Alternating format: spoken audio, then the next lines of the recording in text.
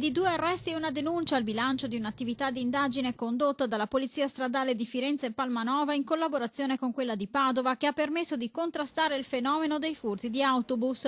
Tutto ha avuto inizio nel febbraio del 2011, dopo che era stato rubato a Mestre un bus fiorentino. Una volta individuato il percorso dell'automezzo, la Polstrada di Firenze, in accordo con l'autorità giudiziaria di Venezia, è riuscita ad attribuire ai 2 arrestati, entrambi cittadini dell'Est Europa, la responsabilità del furto non solo del bus di Mestre, ma anche di altri 7, avvenuti tra febbraio e giugno 2011 a San Donà di Piave, Jesolo e Bibione. In particolare, alcuni di questi mezzi sono stati recuperati già camuffati in parte e pronti per varcare i confini alla Tisana e lungo l'autostrada dalla Polstrada di Palmanova.